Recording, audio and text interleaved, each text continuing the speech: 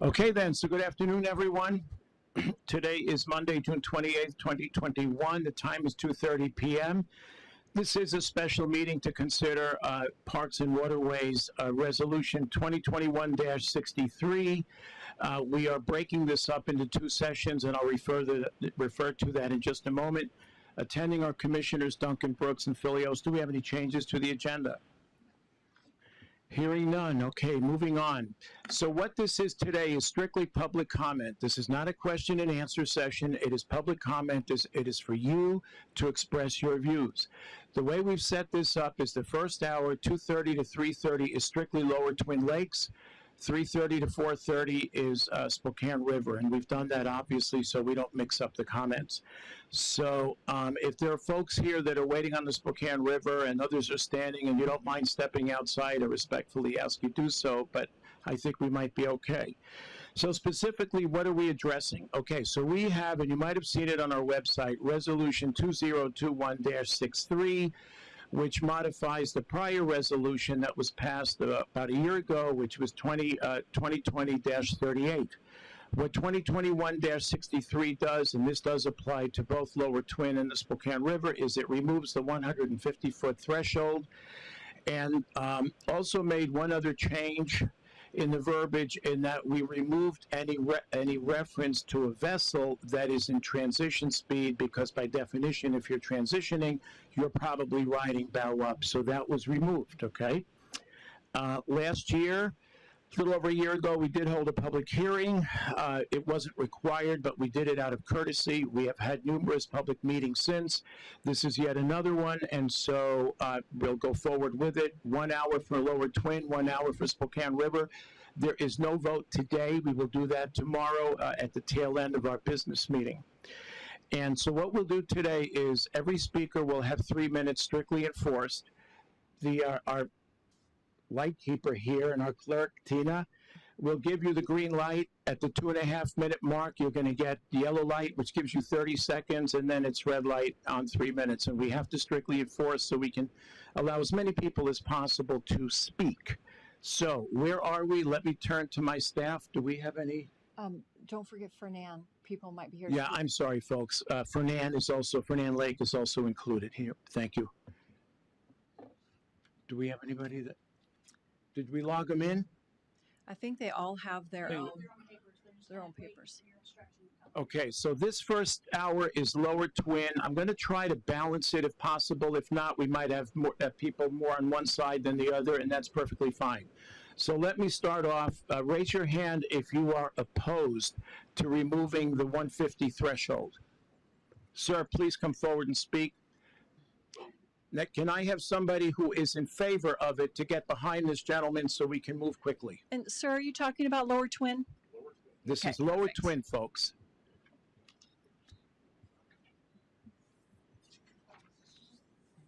Can you hear me? Yes, sir. Go right ahead. Richard Hartman. I'm a year-round resident on Lower Twin Lake. Barely a year ago, we had a long, drawn-out meeting here to discuss this exact same topic. I and many others opposed any restrictions, but we ultimately agreed with the reduced restrictions for Lower Twin Lake as an equitable and good faith compromise for all stakeholders. Barely a year later, here we are again being dragged into this settled subject by people from the Spokane River that don't live on Lower Twin Lake and likely never visited. The residents of Lower Twin Lake do not seek to impose our preferences on the Spokane River, and we would appreciate the same courtesy in return. If the river folks want more restrictions, that is their business, but there is no logical reason to always drag Lower Twin Lake around behind them.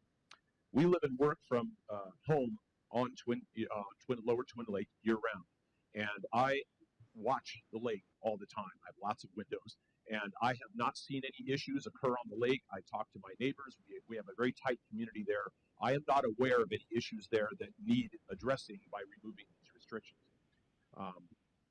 So the question then becomes, how would this be enforced? And I assume that would be the Marine deputies would come out and enforce these things. Well, if they have the time to enforce a ban, they certainly have time to enforce the existing restrictions. Okay, I don't see them, with all due respect to Marine deputies, I'm grateful for their service, and we welcome them on the lake. I'd like to see more of them, actually. And I'd like them to find the people that might be causing the occasional problem. But I and the rest of the residents there don't want to lose our freedoms and the culture and community that we've built there over decades and generations because of the poor behavior of other people, many of whom probably are daily visitors and not residents on the lake. Wake surfing is a family activity that it's for the whole family, and we've had people behind our boat from 5 to 85 years old. It's the only water sport I can think of out on the lake that the entire age range can enjoy. We've had multiple family reunions, 2 proposals, 1 wedding, and at least 1 baby conception that I know about. But I didn't witness it personally, but I can count backwards on a calendar. Okay, these are the sorts of cultural things, these family community relations and so forth. We want to keep those. Wake sports have been the center of our culture and community on Lower Twin Lake for decades and generations. Many of us purchased our homes there specifically as part of that community. So please do not destroy our community. Please leave the existing restrictions on Lower Twin Lake unchanged. Please do not turn last year's good faith compromise into this year's political bait and switch. Thank you. Thank you, Mr. Hartman. Hold down the applause, folks.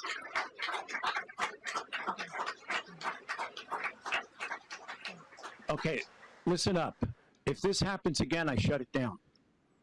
If you want to speak, you have to, let's have some restraint, please. I understand there are passions. They run high on both sides, but we can't have this. Ma'am, you are speaking. What's your position, please?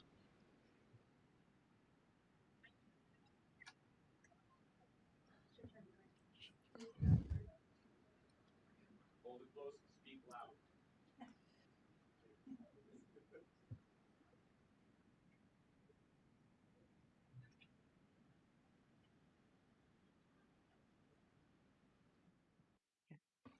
My name is Debbie Andrews. I am the president of the Twin Lakes Improvement Association. For the benefit of those in the audience who are not we're not a homeowners association. The mission of our organization is to protect and preserve the historical values of the resources of Twin Lakes. We have the 1906 water right on Twin Lakes that is provided for recreation and wildlife habitat. Our bylaws encompass 1,248 properties within 1 mile of Twin Lakes.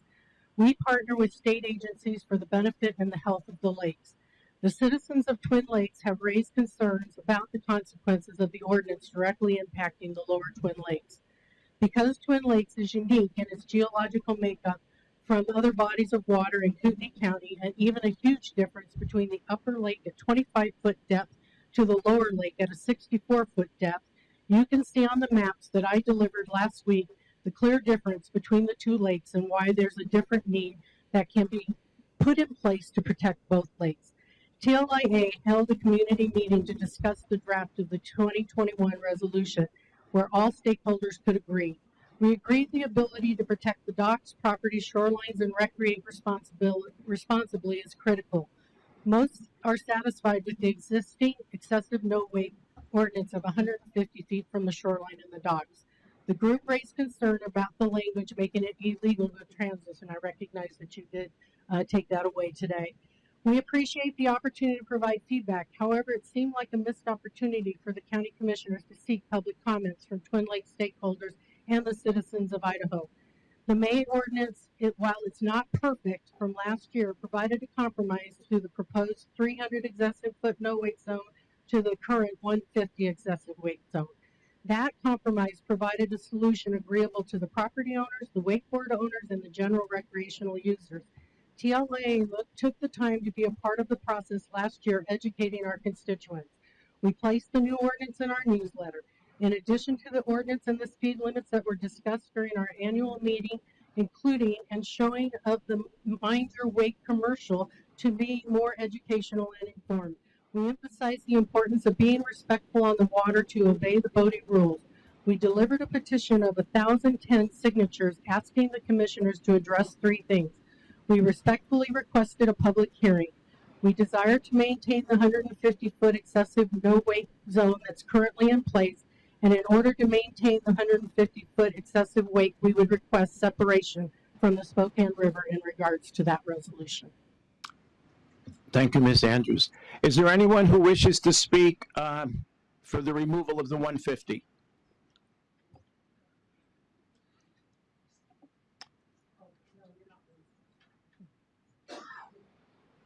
There may not be.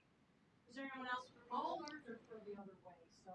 So Is there anyone who wants to? Okay, if not, keep going. Let's go. Who'd like to speak next? Good afternoon, Commissioners. My name is Sandra White, and I've been a resident of Twin Lakes Village for 32 years. The village is a beautiful 18-hole golf course community with 363 homes. Many of our residents recently signed the petition requesting a public hearing regarding Resolution 2021, amended Kootenai County Waterways Restricted Zone designation. I am speaking today as a resident and a member of the HOA's Blue Committee. This committee sets the policies and procedures for our waterfront on Lower Twin Lakes. We have a great beach and deck area, and a few years ago, we installed 24 new boat slips. Many of our members are owners of boats, jet skis, kayaks, canoes, and paddleboards. And of course, we have our fishermen and our swimmers, all using the waterfront. The lake and our waterfront are very special amenities for Twin Lakes Village. We take great pride in it and will always work to uphold the integrity of that amenity. As you may know, Twin Lakes Village is situated at a narrow section of Lower Twin Lakes. And from time to time, we have had wake issues, but we are still working on that. But even so, we embrace the 150-foot no wake ordinance. It's working for TLV and the surrounding lake community, and we would like to keep it. We strongly support and agree with our neighbors all around Twin Lakes who want to retain the 150-foot no wake ordinance. We want our children and our grandchildren, even ourselves, to be able to recreate on the Lower Twin. Less than 150-foot no wake zone would jeopardize that experience. Therefore, Commissioners, we respectfully request the following. 1, to maintain the 150-foot no excessive wake zone.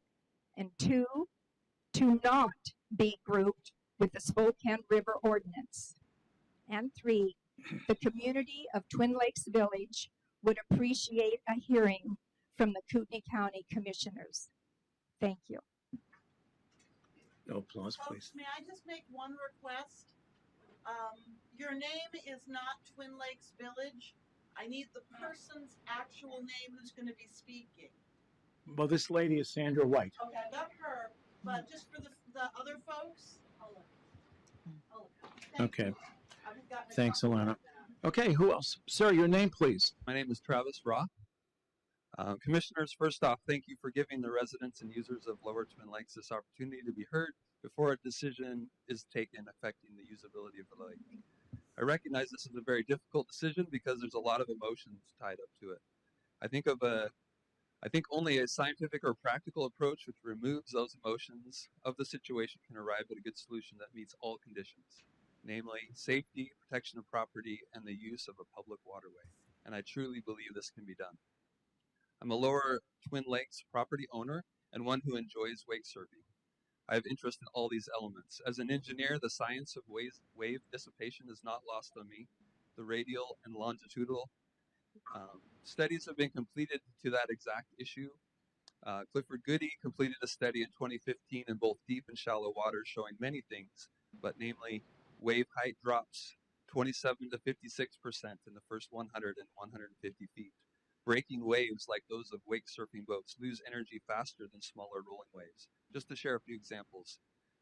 Also, other studies from opponents of wake surfing, like a 2015 study by Laval University in Quebec City, show that the lake floor, sediment, and vegetation can be disrupted by wake surfing when waves that is less than 16 feet deep. You'll find on Lower Twin Lakes that there is nowhere more shallow than 16 feet deep outside of the 150-foot zone. I have seen uneducated and/or irresponsible boat drivers inside of the 150 foot from shore, causing lapping waves over docks and doing damage and creating safety issues. I'm not naive that this is happening. However, the solution is not eliminating a common boating activity when there are clear solutions that can meet all these conditions. I support keeping the 150 foot current regulation for excessive weights in place for Lower Twin Lakes. I don't know the details of how best to do this, but it does seem logical to disconnect Lower Twin Lakes from the Spokane River. I understand why they were originally linked together when considering speed limits, which makes sense when so many narrow portions of Lower Twin Lakes are similar to a river. But there are also large open areas on Lower Twin Lakes, upwards of 1,750 feet across and 60 foot deep, which require completely different considerations for weights and waves. In conclusion, I've cited scientific evidence that supports the recommendation that I've made, and I believe that the best solution is maintaining the current 150-foot regulation with education and enforcement. This is broadly supported by users of Lower Twin Lakes, with over 1,000 petition signatures. Even local residents who were on vacation out of the country last week saw this as an important issue and signed the petition as far away as Aruba. This situation is not unique, and Lower Twin Lakes should be considered like other lakes in Kootenai County. The lakes belong to all the people of Idaho. Let's make sure our ordinances allow appropriate protections and uses specifically on Lower Twin Lakes. Okay. Thank you. Thank you, Mr. Roth. Next, please. Name? Good afternoon. My name is Molly Seberg. My family and I have owned our cabin on Lower Twin Lakes for over 6 years, but my parents and family members have had property since the mid-50s, and I was conceived at Twin Lakes. I've spent my entire life at Twin Lakes. We share in all the concerns related to the lakes, from individual properties, lake health, public safety, etc. Having said that, I was disappointed to hear that there was going to be another vote regarding the lake that we love and that we call home by those who represent us without participation or opportunity to advise or be heard. As a citizen of Twin Lakes, I request and feel we deserve a public hearing from Kootenai County Commissioners. It is our desire to maintain the current 150-foot excess wake zone. As such, it's important to educate boaters who enjoy the lake but not punish everyone. I request the commissioners to treat us as we are, a separate body of water, and not lump Twin Lakes in the Fernan and Spokane River resolution. Please keep in mind that there are two lakes, hence the word Twin Lakes, and we are one family who love our homes, our lakes, our public friends, who utilize our slice of heaven. We deserve the right to be heard, and we will work together. Thank you for your time. Thank you.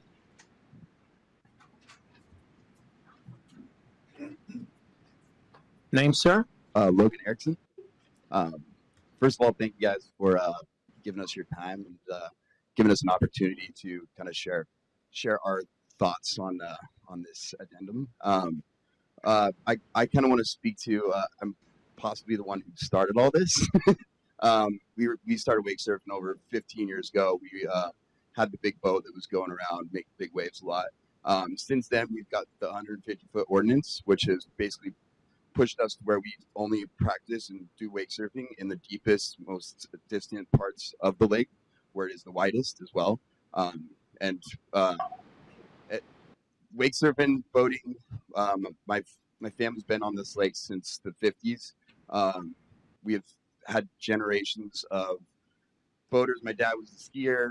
We were all wakeboarders and whatnot. And it's something down the line that I'm currently sharing with my nephews, and I hope to share with like my children and my children's children someday. It's really an integral part of our lake life and lake experience, and I think if we remove that, it's going to be something that will be lost on our next generations, and so some really good family quality times and learnings. Also, you know, as like a young kid, I'm with my buddy Corbin back there.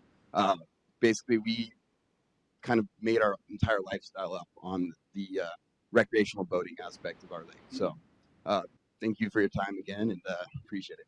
Thank you, sir. Who else? Anyone else for Twin Lakes or Fernando? Tom, did you want to? Yeah. No. Yes. Tom Torgerson, Fernand Lake, Idaho. I was born and raised downtown. I have been an active member of the community for 30 years, politically and otherwise. I'm on the Waterways Advisory Board, who unanimously requested the commissioners to leave the 150-foot weight zone in place, excessive weight zone in place. The Sheriff's Department and the Marine deputies have also requested it be left still. And I struggle with trying to segregate the bodies of water, but since this is about the two, I will say that almost all, You're okay. Keep going. almost all of Fernand Lake, except Fernand Lake Village, is hard rock shore. It is impossible to erode it.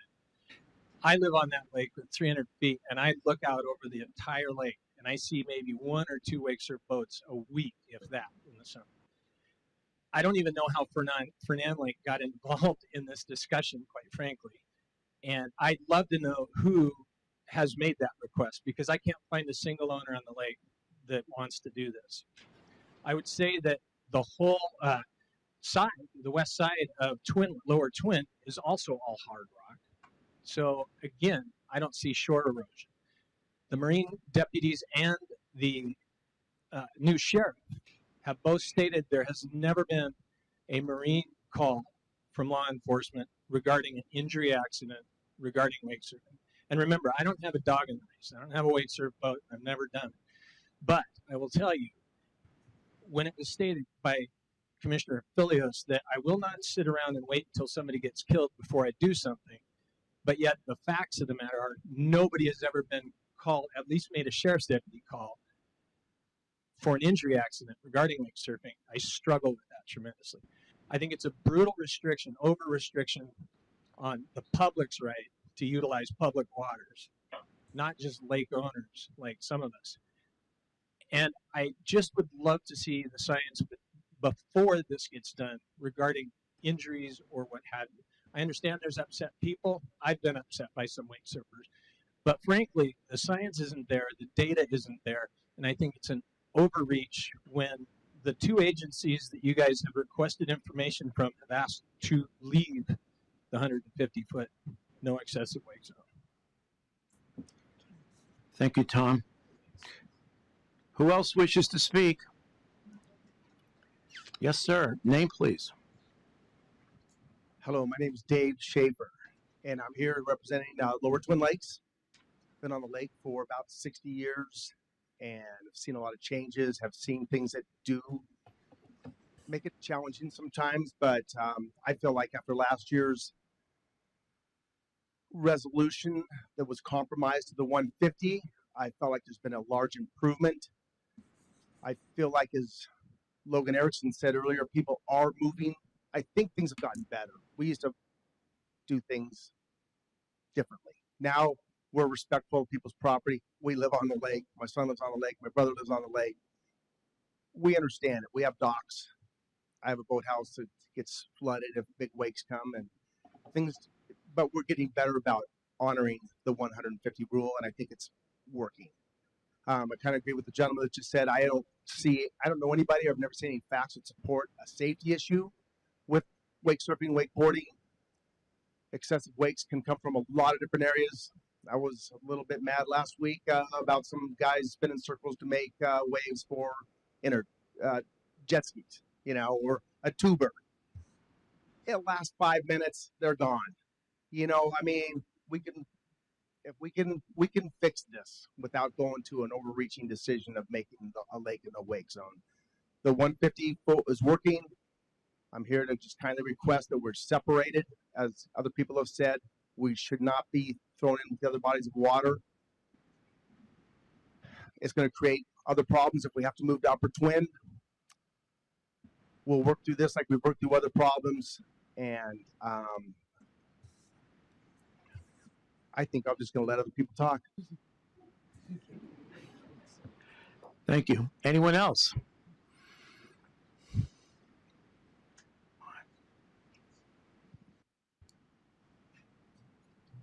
Newsflash, it's a little hot outside.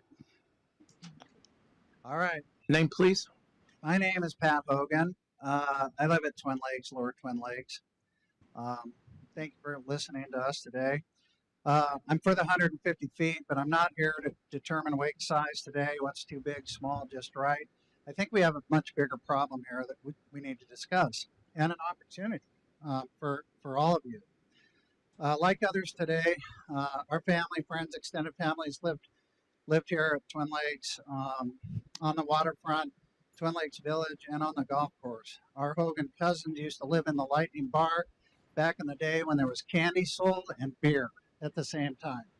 So Twin Lakes is very, very unique. Hogan's have been there for almost 70 years. Haven't seen anything like this. I learned to water ski, fish, swim, golf, and enjoy all aspects of the lake since I was 6 years old.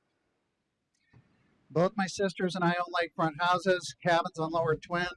My brother lives at TLV. We own and pay our taxes on several properties. We all come back to Twin Lakes to make our retirement plan reality. 62 now, so it's getting there. So this is very personal to me. Our property value, our way of lake life. I believe I'm qualified to say a bit about Twin Lakes and its laws, and I know the lake from being on it all my life.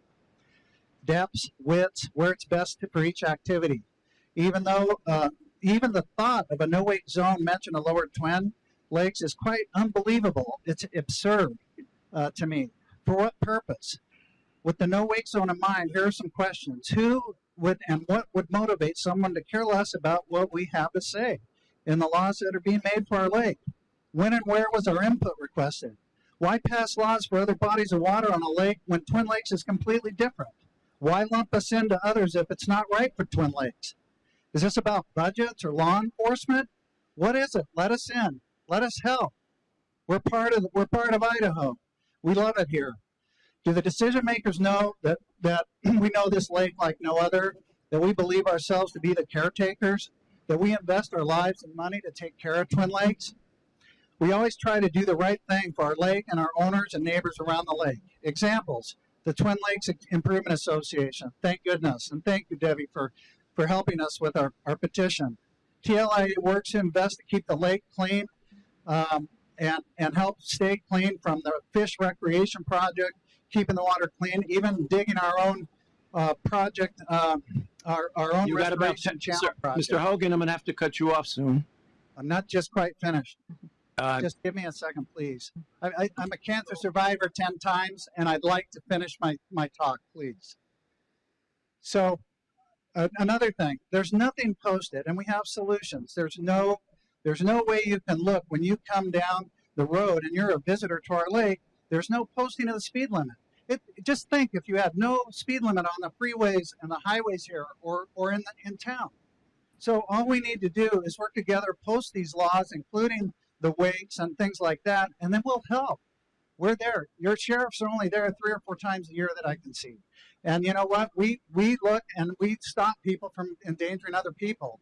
I have seen 2 people die at Twin Lakes, and they're completely unrelated issues. And we've been there. Right, I'm going to have to stop you now, sir. All right. Well, thank you. Appreciate thank you for listening. And just know that we're in it to make it right and do it the right way with you. Thank you, sir.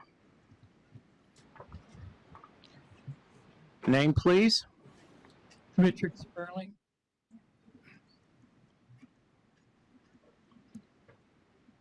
I have a place at Excelsior Beach in Lower Twin Lakes. And like the other, almost 40 other families at Excelsior Beach, we're 2nd and 3rd generation owners. And we've always enjoyed the lake. I'm going to make this short. The 150-foot rule seems to work. No reason to change it. Twin Lakes and the river are 2 totally different types of water bodies. No reason to lump us together. That's all I have to say. I thank you for your time. Thank you, sir. Picking up for his. Next. Hello, my name is Jeff Haberstad. I grew up on Twin Lakes.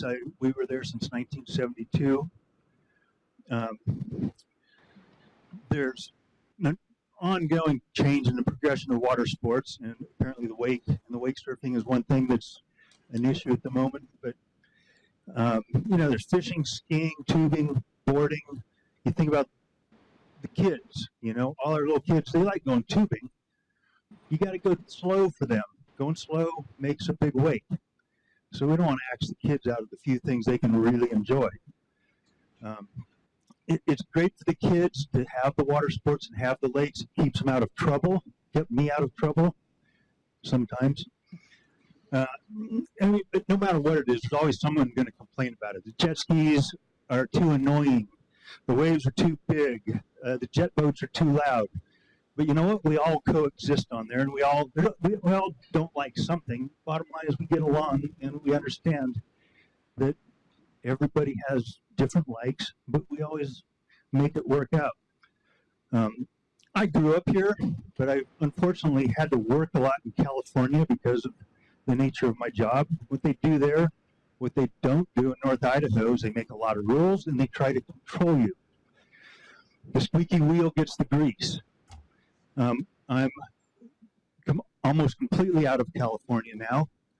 I love it in North Idaho. I love going and getting a permit for a new driveway because it takes about 30 minutes. And the guy drives out there one morning because he likes it. In California, it'd take 3 months. We've lived and recreated on the lake for generations. And honestly, we're pretty good at taking care of ourselves. We don't want more rules.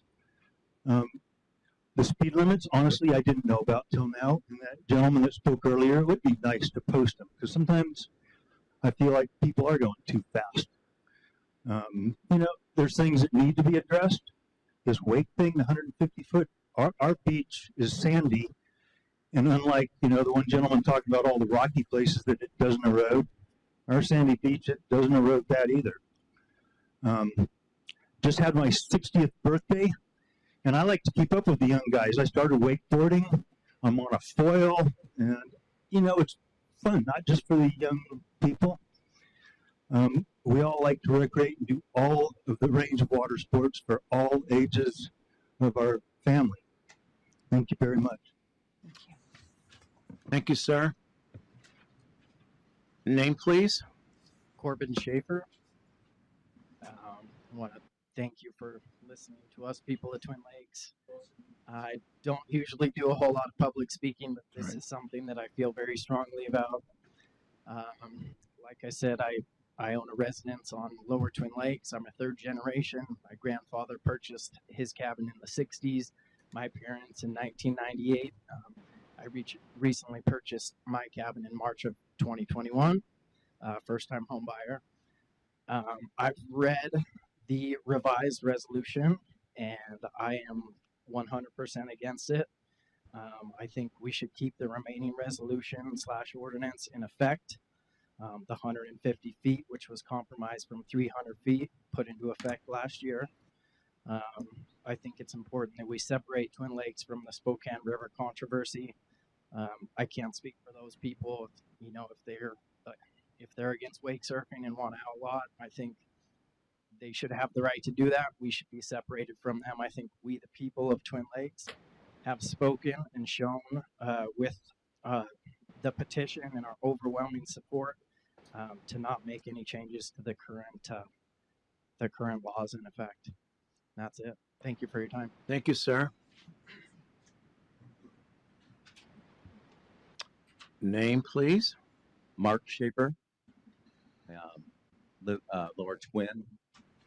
Yeah, I guess I'm a little bit disconcerting to argue against something that I really don't know why we're arguing about it, because there's been no evidence or discussion or discourse as to why the resolution is being put in effect on Twin Lakes. So it'd just be nice to have the courtesy to find out what the sheriff sees or what the land or lakes overseers see, because I guess, like today, 6 a.m. there's 2 boats, they're both fishermen on Lower Twins. 10 o'clock there was 1 boat. At 12 o'clock there was 1 tuber. I mean, I saw more loons and loonlets and ducks and ducklings than I'm going to see on boats today. And that's pretty much the way it is throughout the week. Twin is not There's a few people that live full time there, but most of it's weekend people. Most of it's a lot of, public launches are very popular. Dan and Jeff have been coming out from Rathdrum every morning. They launch their boat, at 8 o'clock. Boat take a turn behind, take off. They'll be gone by 10 o'clock. And the reason why they come to Lower Twin is it's black. There's no one's on it. So I guess I'm just not understanding why we have the situation. I know there was a gentleman in the back complaining about the wave sets. Weekends are busy. They're going to be busy. But we complained about the wave sets back when I was a kid. My mom just hated when jet boats came by. So there's going to be that stuff that goes on. And yes, there are malcontents out there that don't abide by the rules. But by and large, we are not the river. We are not Fernand. We are not the gateway to Coeur d'Alene Lake where everybody goes. We are not Blackwell Island. We just don't have that kind of boat traffic. We don't have big boats. The biggest boat out there is probably 21 feet. The lake just isn't big enough to support it anymore. Why would you have it? Most of them are pontoon boats, as a matter of fact. So I'm just a little taken aback. I think it's patently unfair for Twin Lakes to be included in other bodies of water that have much more traffic than we will ever have. So I asked you to reconsider, put in place the prior resolution. And if there's any evidence that I'm overlooking, I would certainly love to have that information so we can make an informed decision. Thank you for your time. Thank you, sir.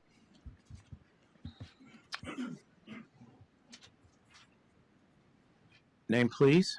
Hi, my name is Paul Gallion. I'm a board member of Twin Lakes Improvement Association. My family and I moved here in December of 2017. We're a full-time resident on Lower Twin. I can tell you that December's not the best time to move here.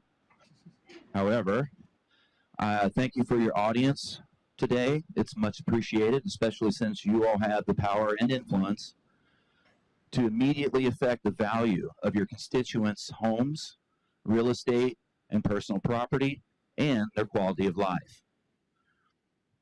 So, I haven't been here very long.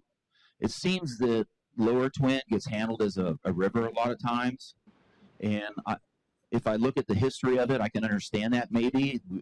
They used to float logs down it, and there was logging operations and other material was floated along Twin. There used to be a entity called East Green Acres that would water the whole prairie with the waters from Lower Twin and really Upper Twin also, and empty it out so it was virtually a stream. This is what I've been told. Well, that doesn't happen anymore. Lower Twin behaves as a lake. If you roll up on it and you're not from here, you're going to say this is a lake. There's plenty of other local, state government entities that have some governance of our lake, one way or another, that look at it as a lake, not a river. So I ask, my main point is that you, commissioners, please consider Lower Twin separate from a river classification and keep it with its sister lake, Upper Twin. Okay? There's plenty of precedents to say that we should be separate. We've already been separated. We have a different speed limit. All that can be handled. There's no reason that we should be lumped in just arbitrarily because it has been. Okay? And that's pretty much it. Thank you, sir. Okay, thank you. Mr. Brooks, your van outside says many times, I'm in your corner. Well, are you? I kind of think she is, and I just need one more of you. Thank you.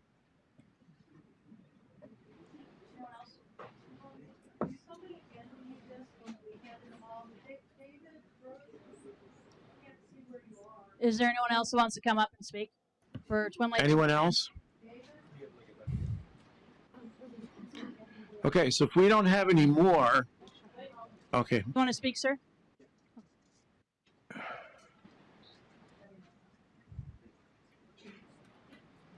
Brian Poole.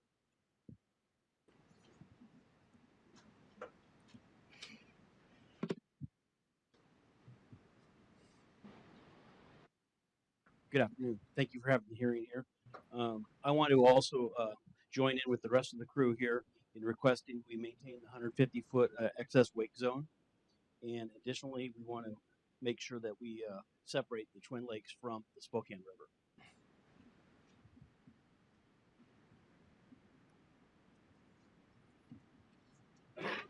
And we'd also like to have a hearing. So those are the 3 key points. Okay. Is that it? That's it. Thank you. Anyone else? Going once? Going twice? That's it. We can actually move on to the Spokane River at this time because we didn't actually notice these as distinct times on the agenda, so we can move forward. So let's get started with Spokane River. Same situation, 3 minutes. John, would you like to come first, please? John Butler. Thank you, folks, for your time. John, you want to just give it a couple of minutes so people can...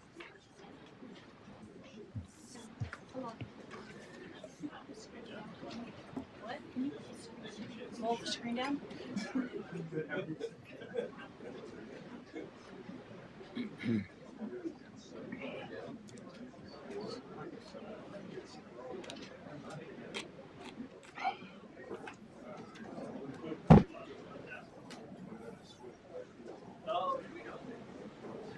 That's it. Just pull the table. It didn't stop when I pushed the red button.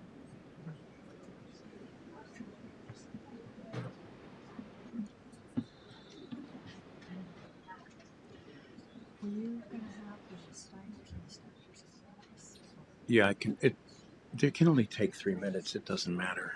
Yeah. Okay. Are we all set? Nancy? John, it's all yours, sir. My name is John Butler, and I appreciate the opportunity to be here today to speak. And I also appreciate the fact that you can't? No. Nancy, are we okay? Yeah. Okay, well, my name There is John you Butler. go. Is that better? Yes. And I appreciate the opportunity to be here today. And I also appreciate the fact that you opened this up to another hearing and give us a chance to talk. I was here at the last hearing and had a couple of weeks to really think a lot about this. I know a lot of people, you can't make everybody happy. But I've lived on the Spokane River for 30 years. I've sold property out here for 40 years. My kids have grown up here. They were able to recreate on this river. I really believe that the Spokane River residents should have every right to use the water like every other waterway we have here in the county. I think if the resolution is passed the way it is, I think it severely penalizes Spokane River property owners. And something that really hasn't been talked much about, I really think it affects the values of the property. I've had several calls from people, clients, that have actually said, John, I hear there's a no wake zone on the river. And I've tried to explain to them what's going on, but perception is reality. And when they know or hear that if they're going to buy something on the river or sell something on the river, and they go, well, if there's no wake zone, well, I'm going to consider the lake. That affects value when you can't have the same benefits as everybody else. So obviously, I'm opposed to Resolution 2021-63. But I want you to consider this. There are currently 793 homeowners on the Spokane River. That includes Bell Reed, Greenview condos, all the condos on the river. That has not significantly changed in the last 10 years. What's changed is more boat traffic. Something that we've talked about is, the BLM. It's not controlled by the county. But I really feel you guys should really make an effort to contact them, impose, daily use fees, safety regulations, so they know what's going on there. That's a lot of boat traffic. I mean, honestly, I think if you really poll the people on the Spokane River, I'd say less than 10% of them actually use the waterways during the weekend. So I really think that give some confidence to your sheriff patrol to give citations for people that are reckless, and I think they do a pretty good job. The last thing I'd like to talk about is we spent a lot of time over the last 10 years to adopt this 150-foot ordinance last year. Why are we here now? What changed in the last year that we have to be here and go over this again? I think what we have in place is good. I mean, there hasn't been any safety issues that I know of. I know that, Chris, that you want to ensure that we don't have that, but that's just life. You're going to have that on there's been more citations. I'm sorry, on the lake, or not. Right. John, you want to wrap up your thought? Go right ahead, please. No, I just am opposed to it, and I just want to see us keep the 150-foot ordinance in place. So I appreciate your time. I really do. Thanks. Thank you, John. Appreciate it. Sir, name please. Hi, my name is Ted Hughes. Just have a quick statement that I want to make. I'm opposed to any changes. Vagueness is a basic principle of due process that all laws must prohibit clearly defined activities and actions. In cases when prohibitions are not clearly defined, the law must be deemed too vague for adherence as well as enforcement. As a society, we only impose laws that give the person of ordinary intelligence a reasonable opportunity to know what is prohibited and what is lawful. Vague laws may trap the innocent by not providing fair warning. Laws must provide explicit standards for those who apply them. Otherwise, they often lead to haphazard and discriminatory enforcement. Even the Kootenai County Sheriff Marine Division has openly stated the new law's definition of an excessive weight is too vague to enforce. If enacted, the ordinance would place an undue burden on law enforcement to differentiate who is in violation, who is compliant, without providing any practical standards for the difference between lawful and unlawful use. The due process clause of the 14th Amendment of the Constitution of the United States requires that the city ordinances must definite, assert in its statement, a prohibited conduct to enable a person of ordinary intelligence who reads ordinance to understand what activity is prescribed and govern his actions accordingly. The Constitution of the state of Idaho also requires that the city ordinances demonstrate a definiteness and certainty sufficient to permit a person to conform his conduct thereto. And then with all that, I think as a panel, you guys should listen to the experts and the people that like kind of are monitoring the situation. And as far as I am aware, they've all basically said that the ordinance is adequate and they don't recommend any changes. So I'm just wondering why you guys are not adhering to the expert opinions and the people that are standing here, you know, talking to you. So I don't think there should be any changes. Thanks.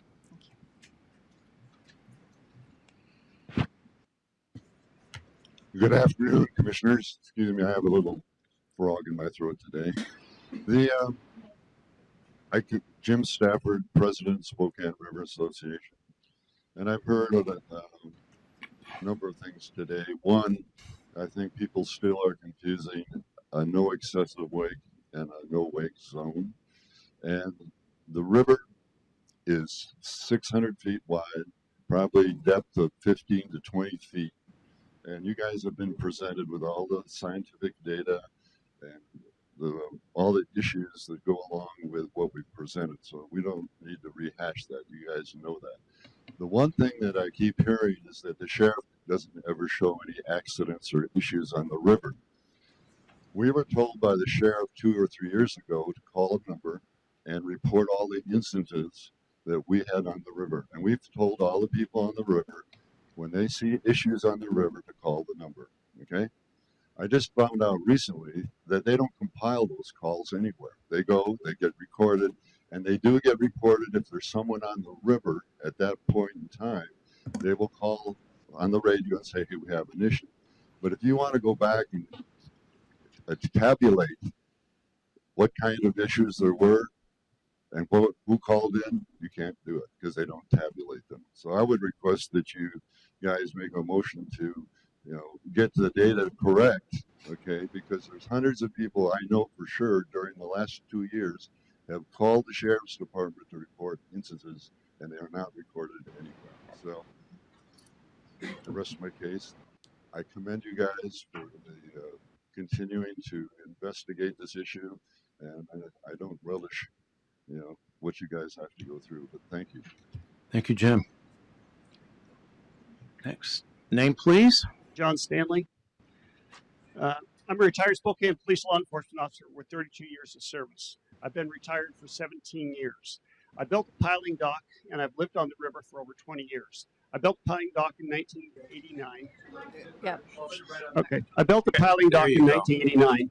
Never had any damage to it or my shoreline. My dock is only 4.5 feet deep, so it would sustain damage if the waves were really causing any problem. I did have 2 jet skis run into it at one time, and the sheriff's department cited both of them. I have a Coast Guard captain's license for 100 tons. I've operated commercial boats on the river for 7 summers, a tour boat. So I see all the traffic and all the violations almost every day. I have had several different personal boats. Right now, my current one is a Mastercraft ski boat. I've taught my kids to ski and was looking forward to teaching my grandkids to ski. I do that by a boom on the side of the boat, which runs the boat bow up, which is illegal according to your ordinance now. So I will not be able to teach my kids the way that I've taught or won't be able to teach my grandkids the way I've taught my own kids. I've been on the river for most of my life, and I have never seen damage to a maintained dock and a properly tied boat. So, Commissioner Felios and Brooks, you're considering an ordinance and claiming it to be in the name of safety. As I mentioned, I have years of training and experience in safety, and this activity is not unsafe. Claiming safety would be ignoring the facts. Wake sports have a superb safety record. If safety were truly your concern, vessels like personal watercraft would be restricted. If the commissioners are concerned about safety from congestion, reducing the congestion on weekends or instituting some kind of restriction on weekends is a better way to reduce the impact of problems that you see or hear are occurring. When you ban this activity, you've gone from 0 accidents to 0 accidents. So is this a type of safety law you're trying to institute? It would be better to do boater education and a reduction of hours, not banning an activity that has been proven to be safe. I know you say you're not banning activity, but not allowing bow up or ballast is banning surfing, wakeboarding, and some skiing. 2019 Coast Guard report shows no accidents and deaths from wake surfing. The boats themselves travel at 10 miles an hour, way less than any other activity. According to the Sheriff's Office, there are no accidents or deaths from wake surf boats. With this new ordinance, Commissioners Felios and Brooks are ignoring and opposing the explicit advice of the Sheriff and the Waterways Advisory Board. So do not vote this ordinance. It does not enhance safety at all and advance a very safe activity that families young and old can enjoy. Okay, thank you, Mr. Stanley. Name, please.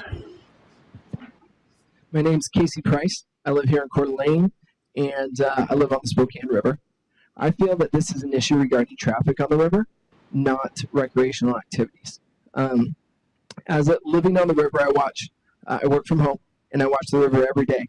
I see a lot of boats go by, and there's been a lot of traffic over the last couple of weeks. Most of the traffic is not wake surfers. I've only seen a handful of wake surfer boats over this last stretch, and I have not seen one of their wakes come over my dock. I see a lot of other wakes go over the dock, either from larger boats or boats going too close to the dock, but the wake surfing wakes have not come over my dock.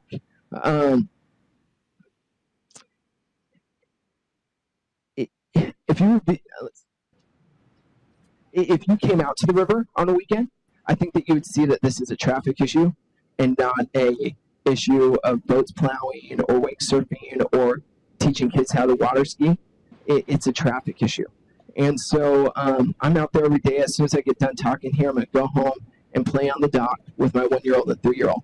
And I hope to take them out, like the gentleman just before me said, teach them how to water ski, surf as a family, and do so respectfully. And I would ask that you not take away that opportunity, because I really do not believe that this is a issue with ballast or surf gates or weight, but more of an issue with responsible driving. I ask that you reconsider the language and that you wouldn't have language that removes our ability to surf, tube, or water ski with our kids.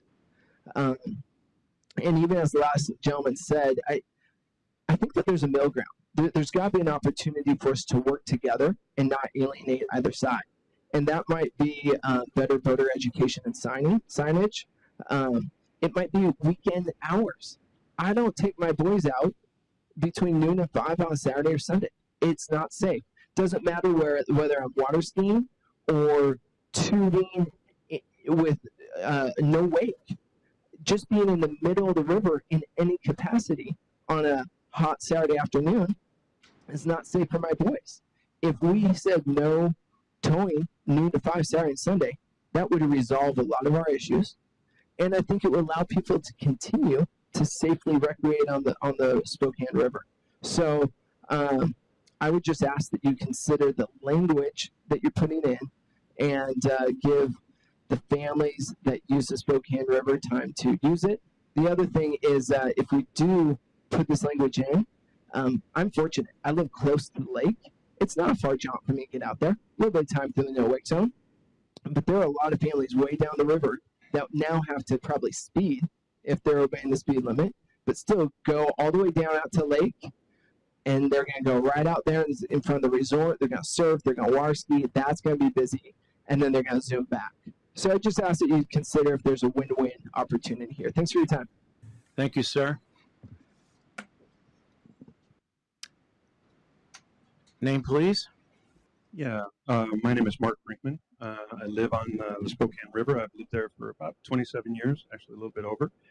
I'm against removing the 150-foot rule. And the reason I'm against it is because, as most of us realize, the actual wording of the excessive wake would preclude any activities behind the boat with the exception of water skiing. You can't wake surf, which is, I think, the primary goal. You can't wake board because you wakeboard at about 17 miles an hour. Your boat is not on plane at 17 miles an hour.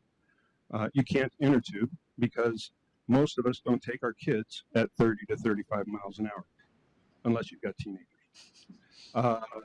So that would leave only water ski, and which is great for me because that's all I do is water ski. And by the way, I don't have a wakeboard boat. I don't make the big waves, but that doesn't matter. I still see it as a move in the wrong direction. It's unacceptable to me to leave to write an excessive wake law that and be told in the background that the sheriff will just have to make up their mind if it's excessive wake or not. Excessive wake, the way you guys have it defined, bow up, less than planing, which means most boats plane out at 23 to 30 miles an hour, depending on the size of the boat. That's not acceptable to leave it ambiguous like that and let the sheriff decide who's breaking the law and who's not. We're supposed to decide what the laws are and the regulations on the water. I am worried about my property value. I live all the way down the river near Black Bay Park. I'm very concerned about moving into, this is just one step closer to a no-tow river, which, if you look at the Spokane River Association's meetings, minutes from their last meeting, they had 45 people there. Out of those, all but one, according to their own minutes, would support a no-tow river. And what I'd like to say there is that the Spokane River Association, the way it stands now, is not representative of the vast majority of stakeholders on the water, both stakeholders as in owners of property on the water and stakeholders as in community members of Kootenai County. So you guys have been hearing a lot from the Spokane River Association. They've got the time, they've got the energy, they've got the focus to call you guys and breathe down your neck. That is not representative of the people that you are supposed to represent. Thank you. Thank you, sir. Hi, my name is Daniel Blizzard. Let's work better. So unfortunately, I couldn't make prior meetings as I work full-time paying taxes to support this body, and I actually canceled my work today to make this, to have my voice finally heard. My family and I are year-round residents on the river. I grew up wakeboarding and skiing on this river. I did my medical school and surgical training on the East Coast and specifically moved my family back to Post Falls so I could live on the river and do these sports with my family as I enjoyed them with mine. So I'd first like to address the safety argument. I've covered orthopedic and spine trauma for the last 15 years of my life, and all of that time I've never seen a single injury related to wake surfing. Most injuries I see related to water sports deal with prop injuries with people swimming around a prop, or injuries due to slalom skiing or jet skis. These are usually hip dislocations, femur fractures, and major trauma. Not one of these, wake surfing. And just for the purpose of this meeting, I went and looked on PubMed.gov, which is our national database of all published medical articles. There's not a single published article in all of our databases on wake surfing injuries. There's dozens on slalom skiing. There's dozens, obviously, on swimming and prop injuries and jet skiing. Not one. So the safety argument is a total farce. The scariest thing I see on the river are jet skis and speedboats. These rip down the river. Many of them that dock or moor at templates and fly down the river on their way to the mouth of the lake. There's nothing more dangerous than these people going 30-plus miles an hour down a river on a busy Saturday. It's a traffic issue. As people keep on bringing it out, it's traffic. And it's not traffic on the weekdays, it's traffic on the weekends. I think many of us that live on the river don't take our families out midday on the weekends. We're going to take our families out, we go in the morning, or we go on the weekdays. If this went into effect, it would be nearly a 30-minute commute for me to get my family to the mouth of the lake. There's a no-wake zone, which takes me 5 to 6 minutes to get through, plus I live quite a ways west on the river. It's a 30-minute commute there and a 30-minute commute back. I work to about 6 p.m. on a daily basis, and currently I'm able to get home, get my young family in a boat, and we can do stuff immediately in front of our house. If you put this into effect, this will absolutely bar me and my family from doing these activities. Finally, when I moved here, there was an old rickety dock on this property. It was billed as being a dock, but it hardly was. It was tattered. I reinvested in my local economy and had a more modern and robust dock built by someone in this room. Also, finally, the gentleman who spoke second, in regards to what the sheriff is and is not reporting. When we spoke to the sheriff, and I spoke to the sheriff on a regular basis, the only thing we asked about were incidents related to injuries or dangerous activity, not people simply calling in to complain about wakes or the water being too wet or kids playing on their lawn. Thank you, sir. Randy Kirsch, go right ahead, sir. Hi, I'm Randy Kirsch. We reached a compromise last year, and here we are again. Thank you to the friends of Stafford, Mr. California, and Steiger. We have the results of a wake comparison test conducted last week on the Spokane River. The test has 4 camera angles showing how each wake height reaches a piling and how far each wake reaches up the beach, measured at 150 feet. It shows multiple types of boats at normal operation. It makes wakes that make wakes comparable or greater than a wake boat when putting on a surf wake. You've heard stories from a small group of loud complainers that falsely accuse wake boats. Well, this video is going to show you the truth, and it's 2 minutes, and I've spent a minute, so go ahead. Roll the video, please. This is a houseboat, which I don't think you guys are outlining.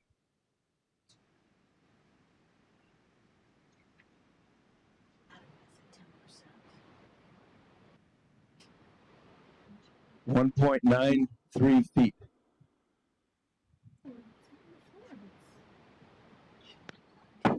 And I'll take this opportunity to let you know again that if you do not allow bow up or ballast, you are banning recreational activities. Cruiser, this is 150 feet with a regular cruiser. There we go. And it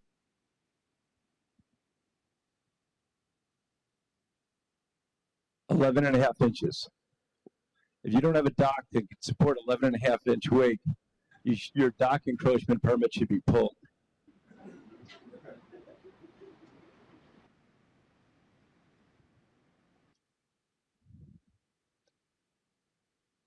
Here's the big bad surfboard wake at 150 feet. Now these aren't stories. This is the truth. This is what everyone here is talking about. There it goes. 11.5 inches. That's it. That's what you're complaining about. Those are facts. You guys can't draw a different conclusion. Now let's have the other side of the wakeboard boat. So the side that doesn't have the surf wake on it, that's what the next one is going to show. So it's on the surf away side. And there goes, see, it's a big wake. That's the one that Mr. Stafford's complaining about right there. It's coming right by his house. Oh, it's 5 inches. Well, you know, I think those are facts, everybody. You cannot dispute the facts. So you are banning an activity if you don't allow bow up or ballast. Let me just be perfectly clear on that. For some reason, that wasn't sinking in earlier.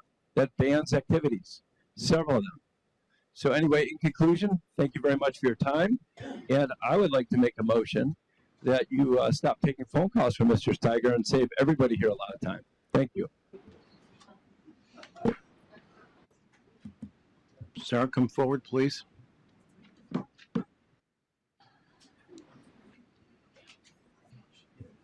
Yeah, my name is Scott Schofield, and I'm a year-round resident. I happen to live down just across Templin, so I'm supposed to be in a no-wait zone, but because of the new buoys, we have problems down there as well. I do not have a wake boat, so I really don't have a bias as to which way the decision goes, but I do have some things I would like to bring up for you guys to consider. I originally signed up to be into the river committee or the organization from Mr. Stafford, and thought it was probably a good idea, but as time kind of went on, I felt like it was becoming more and more politicized, and almost to the point where it's trying to privatize the river. And I don't really like that idea. I know that it would privatize it, but that's what it's kind of starting to feel. My position is I don't want to see the Spokane River reduced to a no-wake zone waterway, nor do I want to see it more difficult for law enforcement, as that can happen with vague language that some of us here have said that the language is still vague and can be misconstrued. And determining, I've also heard the sheriff say in some of the meetings I went to that it's hard to determine who is the originator of an excessive wake. So that makes it very difficult for them, if they're going to put a citation together, where that's going to be headed. So since I don't have a wake boat, I would like to kind of address the environmental thing that's also added to the list here. And since I had mentioned that I live down across from Templins, I don't have wake boats down there. It's very rare that I get any wakes that come and hit us. But I will tell you that from my house and my neighbor, we have a canal that goes up between our two properties. And I've been able to address mine because there is erosion there. Well, where's that erosion coming from if there's no wake boats? Well, it's coming from just the constant move of the river. It's coming from rain that hits. When we get a lot of rain, it starts to erode the waterways. And I guess you could look up on a Vista site that the river is flowing anywhere from 600 cubic feet per second to 22,000 cubic feet per second.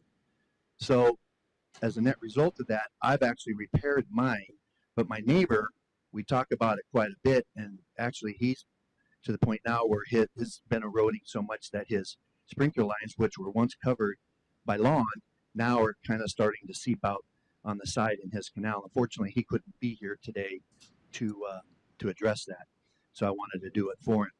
So I guess the only thing I'd like to say from a safety standpoint is where are all the reported accidents? Where are the issues if there's such a safety issue? And one last thing before I know my light just turned red, I thought about this in standing in line. I want you guys to consider what might be a more risky or potential injury-causing accident.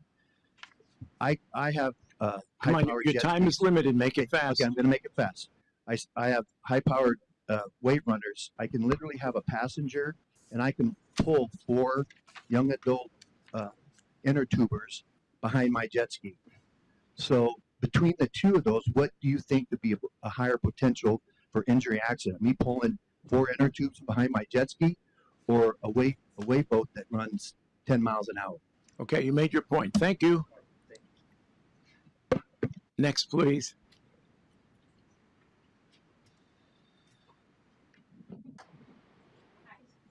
My name is Joanne, and I reside in Post Falls. I do not have I'm sorry, your last name, Joanne? Schweitzer. I do not have a boat, and I do not live on the water. After much hard work, I was able to purchase a home within walking distance to the river. I feel so very fortunate to have this privilege because I love to paddleboard and be on the water as much as possible. I go out nearly every day. The river gets crowded in the summer, but that is to be expected. There are so many people just like me who enjoy playing in and on the water. I enjoy all the different times of day. Paddling, I can find peace and calmness in the morning or paddle in the waves in the afternoon, and there is always the excitement of just watching other people having fun. It gives great variety to my paddling experience and to others out there playing on the water. I have never felt bothered or threatened by any wake boats or their waves or any other large boats. The river is for the public to enjoy, and it is ridiculous, it is wrong, and it is downright infuriating to think that a small group of people, whether they're privileged waterfront owners or fishermen, they're trying to get rid of safe activities that have been on the river for many years, just because they either don't approve of it, like it, or are just inconvenienced by it. There is no safety issue with wake boats or large boats. I have never seen or heard any accidents involving wake boats. And if you're concerned about the safety, there's so many other things to deal with, such as education, enforcement. This should not be a private agenda of people trying to take away the public's rights. Thank you. Thank you.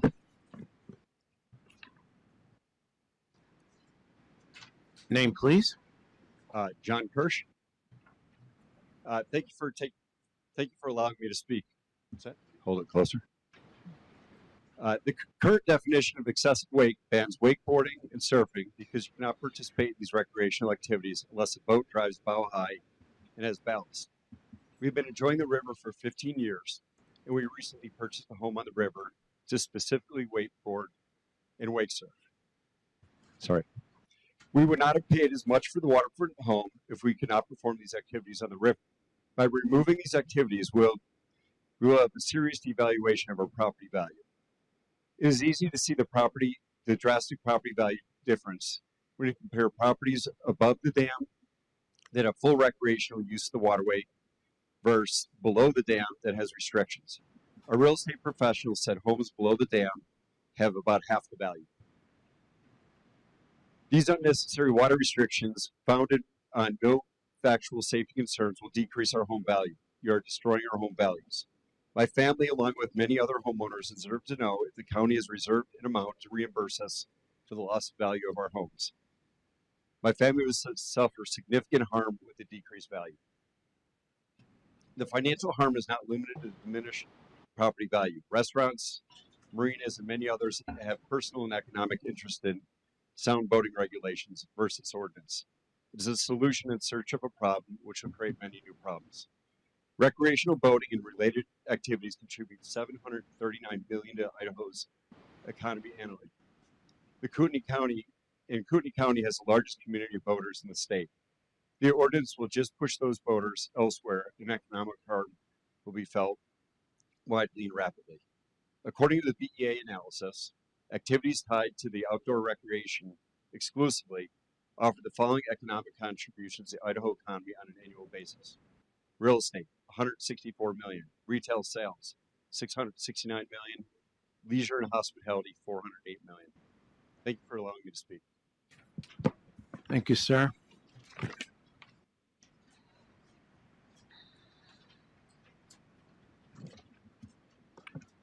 Thank you, Commissioners, for giving me an opportunity to address you once again. I'll be brief. First of all, I want to commend you and support you in the amended resolution. I believe it addresses all the concerns others had regarding no excessive wake versus no wake. Between River Friends 2019 and Spokane River Association, we have more than 300 individuals that live on the Spokane River, and they have never wanted a no-wake river. Rather, excessive wakes have always been our primary concern. Mr. Ogan, Mr. Butler, and Mr. Zobel all talked about wanting no-wake river, and that's never been the issue. Regarding the issue at the last meeting about voting for a no-tow, that was in response to Ben Wolfinger's suggestion that he wanted a no-tow on the river as well. We've been concerned about excessive wakes because of the safety, property damage, and environmental damage issue. The doctor that spoke earlier said there's never been an accident with the wakeboard. But what about all the people that are trying to swim, people that are trying to paddleboard, people that are trying to kayak? They're thrown off their kayaks. I've watched it happen many times. We're not the minority. Actually, we are the majority of those that recreate here. Some of us have wake surf boats and choose to go to the lake to wake surf, where it's safer for the person wake surfing and does not cause property damage or environmental damage. Yesterday, I saw a wake surf boat with 2 wake surfers behind them. I also saw a wake surf boat with a wake surfer and a tuber behind them. That can't be considered a safe way of recreating on the river. Again, I encourage you to offer the middle of the Coeur d'Alene Lake as a designated wake surf area. We have lots of other problems on the river: jet skis and boats going too fast, traveling too close to one another, and even too close to our docks. And the list goes on and on. But we're hoping with our full team of Marine deputies, they will help with those concerns. With this resolution, they will be able to help us eliminate excessive wakes, and for that we are extremely grateful. Our organizations are looking forward to working on other issues that affect the care and well-being of our beautiful Spokane River. We're looking forward to seeing kayakers, paddleboarders, and swimmers enjoying themselves once again. In regard to no environmental issues on the river, we built a wall last year to protect our property because we lost 8 feet of our property because of excessive wakes. That river was destroyed in 1 year and needs to be even higher this year. So there are environmental issues and property damage issues that we need to address. Thank you so much for helping make the lives of our members safer and more enjoyable. Your tenacity and support is very appreciated. Thank you. Thank you. Good afternoon. Ken Stalker, lifetime, year-round resident of Spokane River. I love that video. Explain to me how a 5-inch wake knocked my granddaughter off our floating dock underneath our boat lift. Please explain to me how your 5-inch wake knocked my granddaughter off the dock. It needs to be told. No. Randy. Wait, Randy, Hey. one more and you're out. Stop. I don't care. You guys can deal with I'm it also later. a little getting more than irritated with the talking points being. Hey, Ken, come on. Don't address us, Ken, please. I'm also more than a little irritated about hearing the talking points from Saginaw Marine groups, propaganda piece being spoken over and over and over again. The residents of Spokane River overwhelmingly do not support a no-wake zone. We are not looking to take away all towing activities, as has been said many times. This ordinance does not eliminate tubing, wakeboarding, skiing, kneeboarding. That happens all the time out there on plane. Pretty hard to do most of those activities if you're not on plane. The Water Advisory Board guy earlier talked about how that they overwhelmingly or unanimously recommended taking away the 150-foot zone. What he failed to disclose is that the month before, I was at that meeting, they recommended taking it away. So obviously their opinions are subject to political winds and as such are not objective and are worthless. A lot of the arguments that the Twin Lake people brought up I thought were good arguments. I'm not familiar with that body of water, so this was information for me. But their arguments also support what we're trying to say about the Spokane River.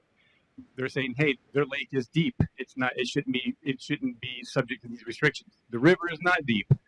Their lake is wider. The river is not wide. There's hardscape on the shores to protect erosion. The river does not have that. It's a very sensitive environmentally body of water. The safety issue is not even open to debate. If you've been out there at all, you know there's a safety issue. People are being knocked off their docks. People are being knocked to the deck of their boats.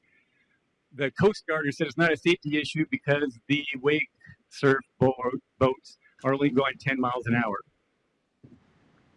Duh. We're not talking about safety to the wake boat driver or the surfer. We're talking about everybody else that has to deal with the tsunamis they create.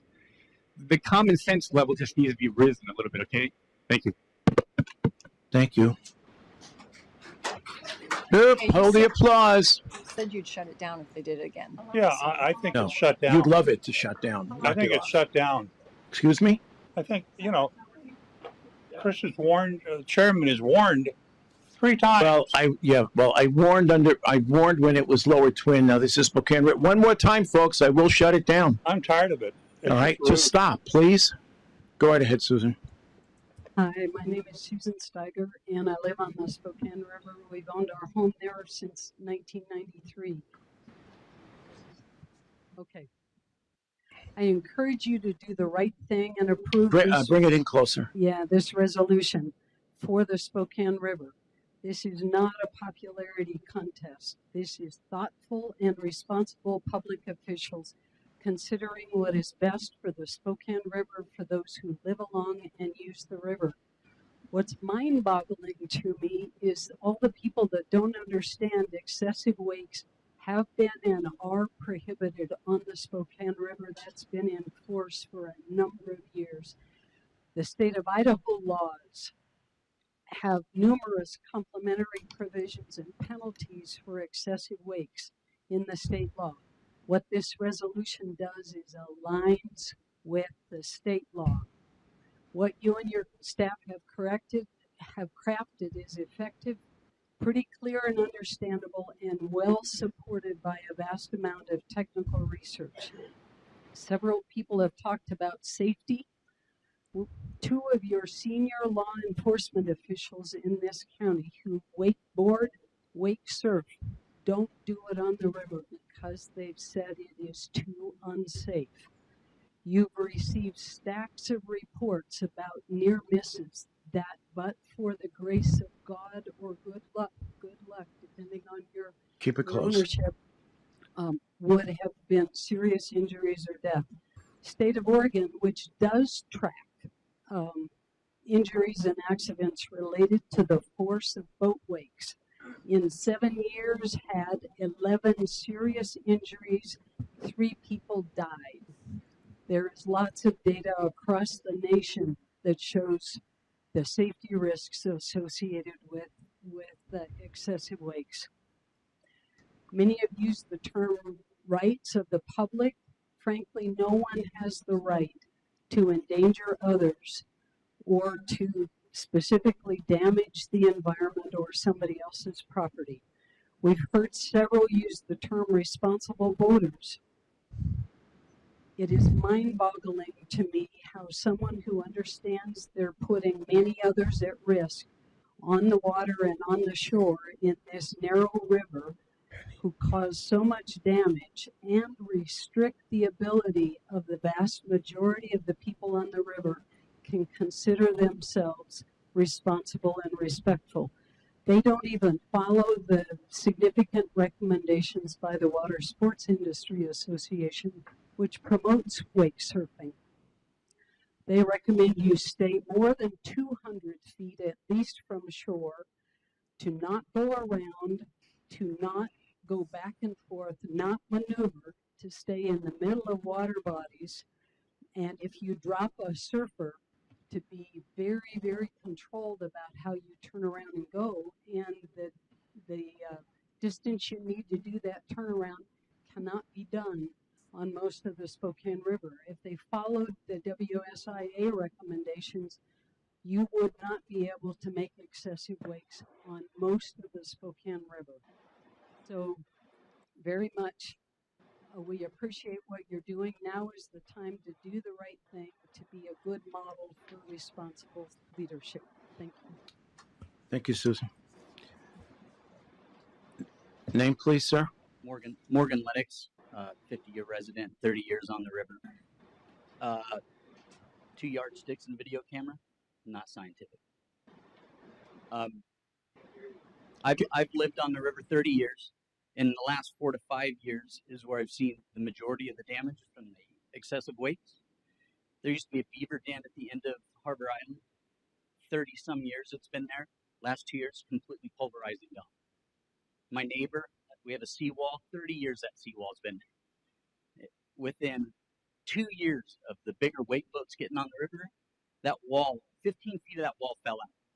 And it's blocked with a dirt in the middle, but the waves crest over the top repeatedly, wash it out, and it falls down. Only the wake surfing boats do it. Even the wall below. Excuse me, Mr. Lennox, please address us. Yeah, address us. Is built in a way to deflect the wave back out into the river. And it's so big that it still comes into the wall. The same with my wall. It's the same way. I have a wall. I can put up a gate for when it floods to try to divert some of the water, but it still gets in my yard. The beavers are gone that used to be there. They're gone. And I'm not an environmentalist. The otters that used to be on the river are gone, or moved from where they used to be to somewhere else. But who knows? Everyone that drives a wake boat on that river, you sit back watching that wake pound the crap out of everything. And you sit there, and like the guy said, a little bit more common sense. And you know why we're here? Because the 150 feet never got enforced one time. There's no markers, there's no buoys, there's nothing. It's an imaginary line in the water. And the sheriff's department will sit here and tell you, how do we know? Without a marker, and nobody will put up a buoy. Why not? That's my question. If you want the 150 to work, then mark it. But I say knock it all completely off. Wake surfing on the river is damaging. The people that do it know it, they watch it. And in order, that's all I got. Thank you, sir.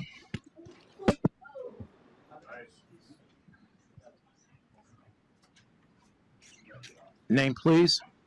My name is Kathy Kirsch, but I'm speaking not only for myself, I'm also speaking for Peter and Lana Sissel, John Konchuk, and Dora Trefiak. They're That's all fine. homeowners in Post Falls. They all own boats and boat on the Spokane River and could not be here today. And I'd like you to also know, although those are the only people I am speaking for, there were a lot of people that work and cannot come on a Monday afternoon to speak. We enjoy all kinds of river activities, and we participate in everything from paddleboarding to skiing, wakeboarding, and wake surfing. We do not think that Commissioner Felios understands that we will not be able to wakeboard or wake surf under the ordinance you are currently considering, as we do need to add ballast, and it does cause the bow to raise. Commissioner Felios says this ordinance will not ban an activity, but it does. He says that it will be up to the officers to use their judgment on the river. If you trust the officers on the river, we already have a rule that they can use their judgment to cite the boat driver for dangerous activities or for damage. This is adding additional language that makes it difficult for the officers to decide whether it's dangerous or not. I'm wondering two things. Can Commissioner Felios explain how I can surf and still follow this rule? And can the sheriff explain what this ordinance means to him from an enforcement standpoint? If it is not going to ban an activity, does that mean I can surf and he won't cite me? I don't know. I'd also just like to take some of this time to say that it was interesting to hear everything that they had from the lower Twin Lakes. I did listen to their scientific evidence. It sounded fully researched to me. I did see a video today that was very clear. I didn't have any questions after watching it. What I also heard from the lower Twin Lakes was that a lot of them don't always agree, but they are trying to find a compromise. They are working and talking together, and that they need time for people to be educated and work with the 150-foot rule that's been in place, and even the people that are getting still some waves on their dock are willing to give them that time. And I hope that you would too. Thank you. Name, please. My name is Pat Green. I'm with Tobler Marina. I'm the general manager. I've been in the boating industry for about 18 years now. I've had the opportunity to work on 100 plus lakes in the United States. I've seen busy lakes and I've seen quiet lakes. The Spokane River definitely falls into the busy category. Tobler Marina operates a marina at the end of the Spokane River in Post Falls. We are opposed to the proposed ordinance. The ordinance, in its essence, threatens the profitability of that marina that we operate, and also threatens a safe, family-friendly activity. We're asking that you keep the current regulations in effect. What you're suggesting is still not a solution to the issue. Put yourself in a 33-foot cruiser on the Spokane River with a 12-foot beam, and the average boat size on Lake Coeur d'Alene is probably about 27 feet. That's a big boat, 33-foot cruiser. What you're proposing in this ordinance is that we take that cruiser down the river at 30 plus miles an hour. Okay? That's like weaving in and out of traffic on Highway 95. It just doesn't work. It's a safety hazard. I suggested time slots for water sports on the river 2 years ago in a meeting. I haven't seen anything even be considered in regard to that. I've heard it from multiple people in the crowd today. On active waterways, and considering the Fox River on the north side of Chicago, I think is a perfect example of what you're looking at with the Spokane River. They have beer can buoys that clearly identify the channel all the way down the river. They're placed every 100 yards. Why hasn't this been done here? Is the county too cheap to put those in? I mentioned in a meeting a year ago that I wouldn't take anyone I cared about for any water sports activities on the Spokane River. And I still believe that. But I do believe, and just drawing from my experience with other waterways, that with some education and proper usage rules, you can find a happy compromise. Boating accidents happen, and they happen quick when they do. In my professional opinion, what you're proposing does nothing to mitigate risk, but actually compounds it. Thank you. Thank you. Name, please. Tom Higgins, and I'm a resident on the river in the no wake zone area of Post Falls. And I'd just like to comment on a couple of things. We use the river a lot, sometimes on the river, sometimes to go out to Coeur d'Alene. And I'd say in terms of wakes, the wake surfing and wakeboarding does generate a wake, but so do some of the big boats that people take out to the lake. When I'm traveling down the river for either one of them, I've got to throttle back and, get over the wake and then take off again. They seem pretty similar to me. So to single out wake surfing and wakeboarding and not the cabin cruisers doesn't make any sense.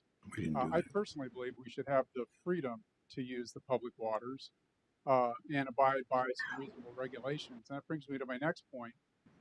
A lot of people on the river don't know these regulations. Some of them come from Washington, right? We get to see the action at the Post Falls boat launch. My wife and I got curious because so many people don't even obey the no wake zone. They don't know. I think they come under the bridge and they think it's free. So I went over and looked at the boat launch. I didn't see anything posted about speed limits, about 150-foot rule, about the wake zone in that particular area. So my request is, it's only been in place for a year. I ask that you keep the current 150-foot limit, that you actually do post the current laws at all boat launches so that people that come onto the river know and enforce it. And then I think that will solve a lot of the problem. And if not, there may be other ways to, to allow certain activities on certain parts of the river, but a blanket elimination of this water sport that is favored by so many people in this area just doesn't make sense to me. So that's my request. Thank you.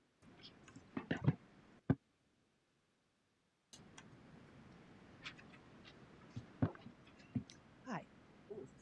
Yes. Yeah, but you hold it close. Oh, really close. My name's Annette Erlinson. I've lived on the river for 28 years, and we love the river. We love to go out, and we have 3 boats, and we surf. No, we don't surf. We wakeboard, we ski, and we have a donut, but we do not surf because of what's been happening to our shore.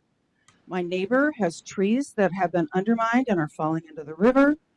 I go kayaking in the morning. There's trees at the community park, at Post Falls Park, that are falling in because they've been undermined.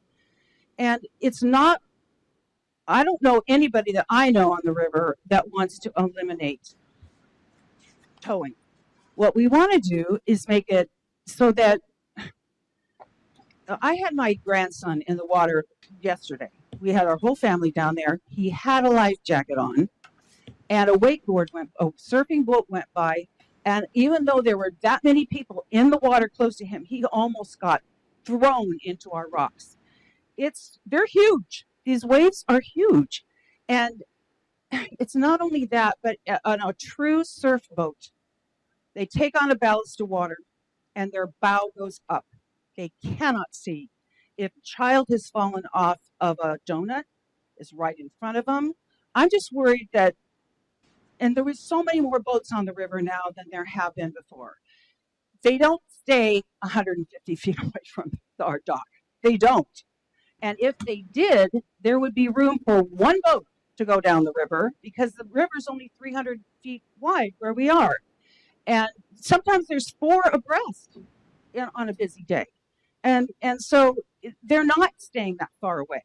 So the waves come in. I'll go take a video of the waves that come and crash against our shoreline and against our rocks and against our stairs. It's ridiculous. You can't hardly even walk out the stairs. And when I try to get on my kayak, I get thrown all over the place just trying to get on and off my kayak. And it's not from the wakeboarding, it's not from the skiers, and it's not from the donuts. I'm sorry, it's from the surfers. And we're not saying you can't surf. You go onto the lake. It's not that far. My son he just bought a boat where he could surf behind it. He goes to the lake. Thank you. Name, please. Cameron Barclift. I live on the Spokane River currently in Post Falls. I've spoken at 4 meetings, had to take off some time for work. It's an important issue. We've written emails and we've made phone calls, but we're still here. 150 feet is very difficult to enforce. It's only been 1 year, as it's been said, but what I've seen in the last year is it's at least enforced the 100 feet that we've had prior to that. I still see boats come too close. Usually not surf boats. They stay towards the middle. Moving forward, an excessive wake is going to be very difficult, if not impossible to define. I have a 7-year-old who surfs behind her boat. She uses no ballast. It's simply a boat at that point with V-drive transmission, so the propeller is safe. I do have a 9-year-old, and she prefers to surf with ballast. So the way it's written, my 9-year-old gets to participate in the activity, or does not, and my 7-year-old does. And I don't want to deal with that. We've heard of some near misses. I believe that's due to traffic. We've heard over and over again. This is a traffic issue. We have dock. We have a sandy shore. The times we see any erosion are the busiest times. They're the weekends, or when there's multiple boats, when the waves are going over other boats' waves. A 10-mile-an-hour wave is going this fast. You get a little faster wave, they compound. They do move some sand around, but as to be expected. Our dock's 16 years old. It has no damage from waves. It does have sun damage. Please wear your sunscreen. If that's nothing other than, look, a well-built dock will last, but it's not going to last forever. I've got a 30-year-old car, and I take care of it. It doesn't have the same tires. I'm sorry for any children being knocked in the water. It'd be terrifying if that was my kid. That has not happened to our children ever since they could walk. They've been on the docks. They've been on the shore. I'm sorry that that happened, but that has not happened to me, my friends, or my family. There have been many suggestions for solutions, markers, educations, designated times, not had any consideration for alternatives except for what those who are opposed to wake surfing have suggested. And why is that? You're down. You've got about 15 seconds. Go. Perception of safety is not the same as data. I'm all for collecting more data. I'm all for hearing our suggestions, and I hope that we do that. Thank you. Thank you. Name, please. John Stoll, Post Falls. I want to recount an experience I had today. My wife and I went out boating, and we were about the halfway mark between the dam and the mouth of the river. And we passed that. We were lucky this morning. There were very few boats, probably about 5 or 6, one of which was a wake boat, wave boat. The other boats we passed with no real incident.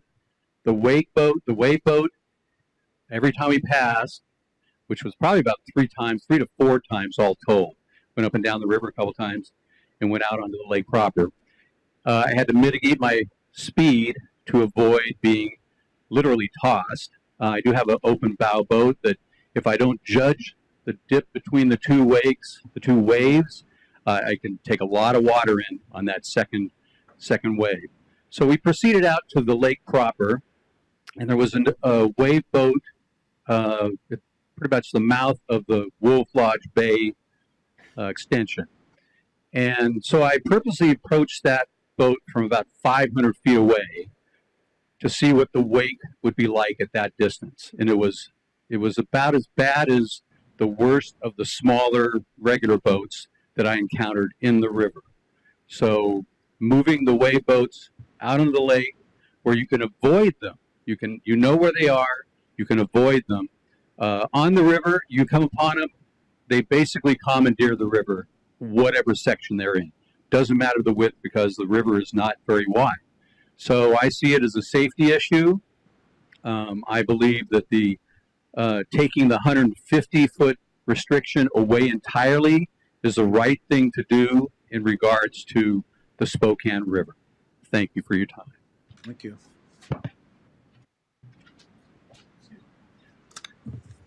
Name, please. My name's Lee Darrow. My wife and I, Bethany, how am I doing here? Hold the mic close, please. My name's Lee Darrow. My wife and I, Bethany, live on the Spokane River in Coeur d'Alene. I feel sorry for you. This has got to feel like Groundhog Day. You have crafted a good ordinance. You've got a great definition for excessive wake. I just urge you to stay the course. You're doing the right thing. And I want to thank you for your dedication and your perseverance. Thank you, sir.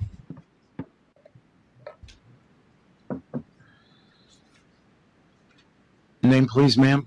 My name is Laura Cohn. I'm a resident of Post Falls. We are property on the Spokane River. We own a boat.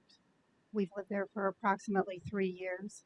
We wake surf, we water ski, we tube. We, despite what other people have said, we do it respectfully. We don't go out on the river on weekends because it's crazy. Numerous people have brought that up, that weekends are extremely busy, and it's honestly not very safe. If you've got small children, they shouldn't be in the water, whether there's wake surfers or not. There's just too many boats on the river on the weekends to be safe, whether you're water skiing, whether you're tubing, or whether you're wake surfing. So to me, that's something that the commission needs to address instead of pinpointing one specific segment of the population and saying that your activity is not allowed on the river. I don't think that's fair.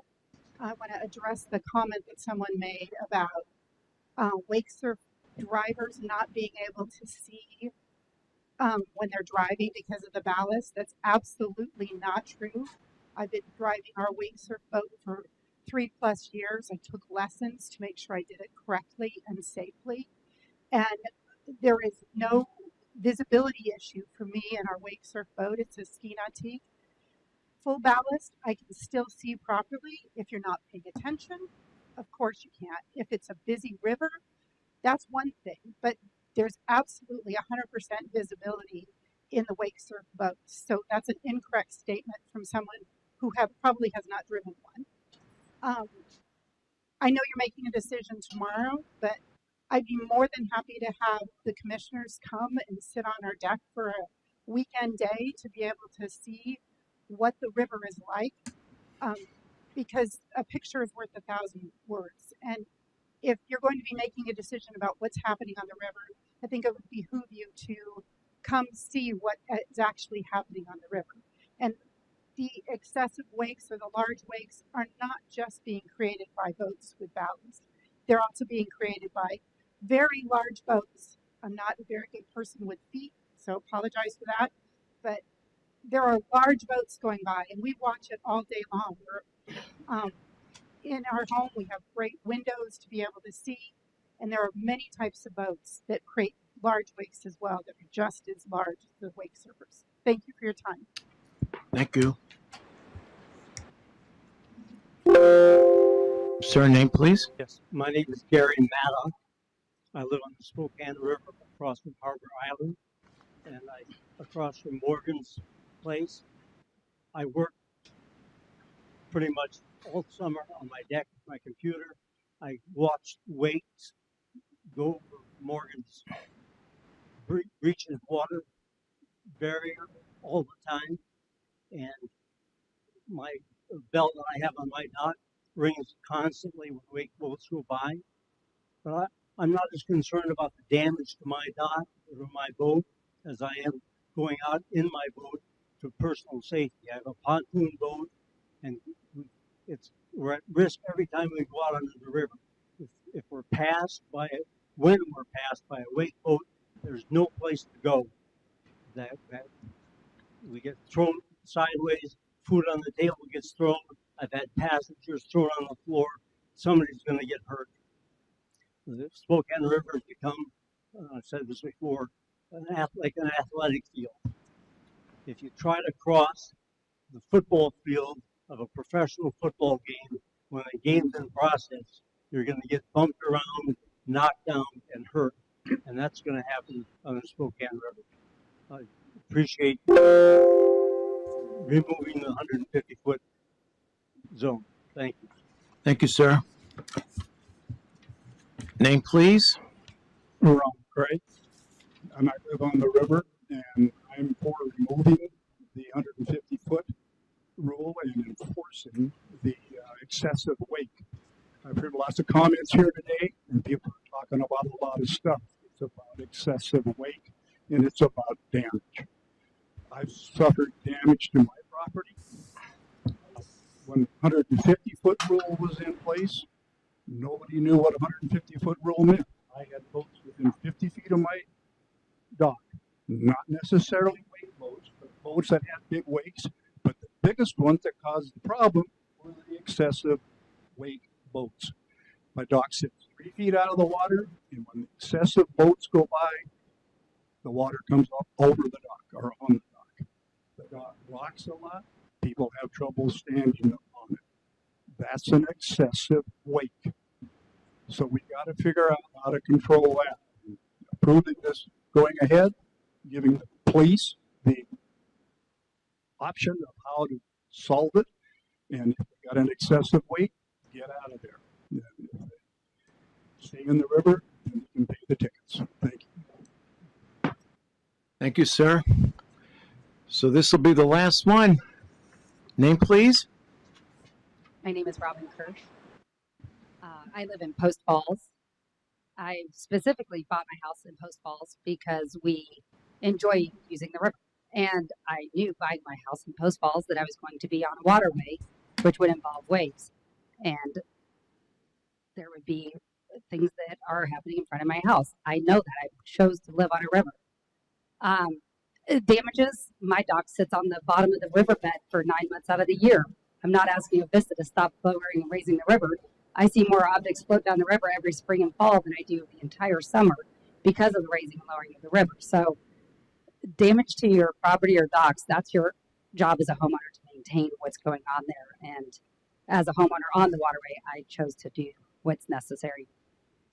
Back to the issue of, I continue to write in and I keep hearing that you're trying to not limit our ability to do these sports, which again, you're taking away the rights of so many people in the community for just these people who live along the water.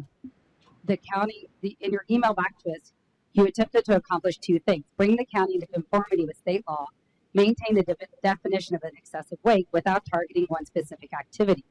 That's exactly what you're doing. You're targeting multiple activities by putting into this definition of no excessive wakes, driving bow up with ballast. You cannot do these wake sports without having the boat in that position. The safety, there is no safety concern. We're out on the river every day. If people want us to go to the river, then they can take their kids to the beach at Quinlan Park and go swimming.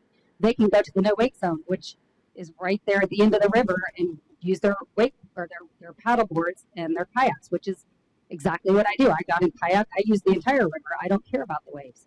So I'm doing all the activities that everyone claims they cannot do, just right there in front of my house as well. So I think the law is poorly written. I think it's going to be difficult to enforce, and all of this is putting the problem right back to the sheriff to enforce it, instead of actually having a law in place that makes sense to the community so that they can observe what's happening and make the decision to be safe. So there's just not been a good solution presented here that will work with the entire community.